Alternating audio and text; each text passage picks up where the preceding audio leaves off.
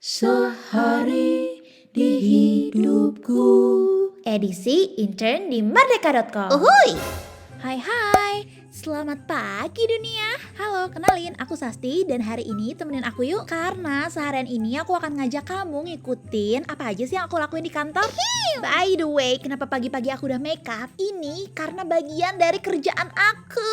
Hah? Apaan tuh kerjaannya makeup? Iya, karena job desk aku adalah creative content di merdeka.com. Lebih spesifiknya lagi, aku jadi talent. Tugasnya bawain materi yang dikemas dalam konten kreatif. Ya, kayak host gitu deh. Makanya kan harus berpenampilan rapi dan menarik. Untuk efisiensi waktu dan kerjaan, aku milih makeup di rumah nih. Karena hari ini pun banyak banget yang harus aku take. Tapi nggak apa-apa dong, aku nggak keberatan sama sekali. Karena waktu itu aku udah pernah belajar nih di mata kuliah olah suara dan penyajian.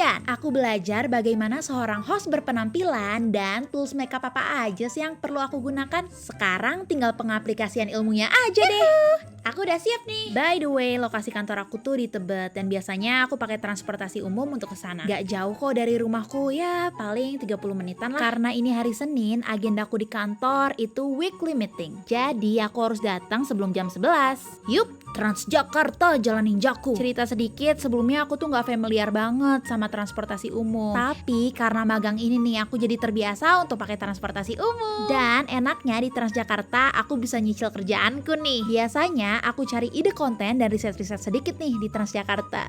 Memang ya, the power of internet memudahkan kita banget. Dan aku yang bekerja pada bidang konten kreatif ini merasa diuntungkan banget. Wah, hampir sampai nih kita di tempat tujuan. Biasanya aku lanjut sih pakai ojek online buat ke kantor. Perjalanannya tuh nggak gitu lama dan aksesnya pun enak. Tapi kalau pagi-pagi banget, kadang macetnya suka nggak masuk akal. Tapi nggak apa-apa, semua pasti kebayar kok kalau udah ngeliat wajah-wajah teman aku. Nah, by the way tadi itu kantornya. Tapi biasanya aku mampir dulu ke minimart buat beli sarapan. Setelah udah semuanya, waktunya masuk kantor. Jeng jeng jeng, ini dia penampakan kantornya. Selamat pagi, selamat pagi. Sebenarnya aku takut kesiangan, tapi ternyata pas aku masuk ke kantor ada anak-anak dream. Seru banget ya. Tapi ternyata teman-temanku belum pada datang. Emang biasanya aku datang lebih dulu sih biar bisa istirahat terus sarapan. Aku juga sering banget nyicil-nyicil kerjaan kayak nulis skrip, terus cari ide konten biar nanti ketika weekly meeting aku bisa maparin ideku. Aku izin sarapan dulu ya.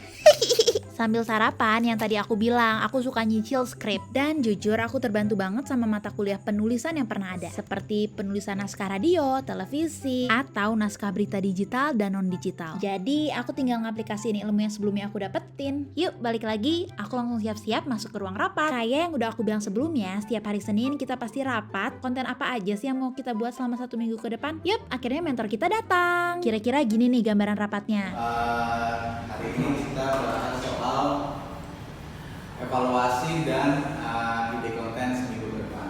Sebelumnya kita evaluasi dulu nih apa yang udah kita lakuin selama 1 minggu ke belakang. Jadi ingat dulu aku ngelakuin ini waktu jadi leader di mata kuliah praktik distribusi media digital. Rapatnya walaupun serius tapi nggak tegang-tegang amat. Jadi aku enjoy deh. Oke teman-teman, berarti 3 tema itu kita bungkus ya. Heads in the Clouds, Burj Khalifa, sama Piala Dunia. Oke. Bisa selesai di hari Senin ya. Iya, Mas. Oke, terima kasih teman-teman. Selamat kerja. Yeay, rapat selesai. Abis itu biasanya kita ngobrol-ngobrol aja nih, ketawa-tawa aja biar nggak tegang-tegang banget. Mas, say hi to my vlog. Halo Harizkia. Merdeka. Waktunya istirahat. Lihat, aku ketemu cewek-cewek dari mana nih? Semangat ya, senyum besar.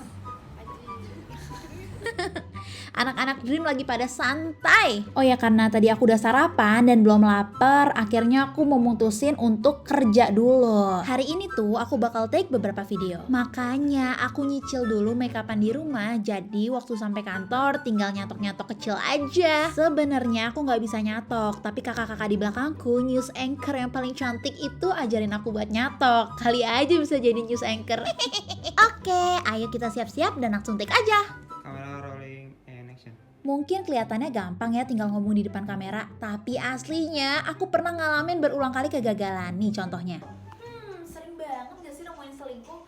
Tapi apa Aku teringat dulu pernah latihan jadi host di mata kuliah olah suara dan penyajian lagi nih. Dan ya, here I am mengaplikasikan materi yang sebelumnya udah dipelajari di olah suara dan penyajian. Mau lihat hasilnya nggak? Ini dia. It's my dream mas, not hers. Selingkuh.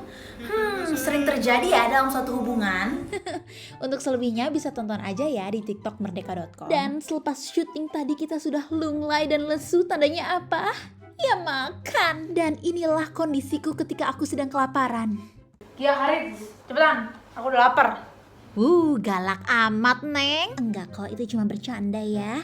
Kita makan dulu dan sambil sharing-sharing sedikit. Pokoknya chill aja. Selepas ini sih kita udah gak ada kerjaan, tapi biasanya aku suka bantu news anchor kita buat ngendaliin prompter. 8:30 waktu Indonesia Barat. Merdeka.com akan merangkum sejumlah fakta yang terungkap di balik tragedi ini.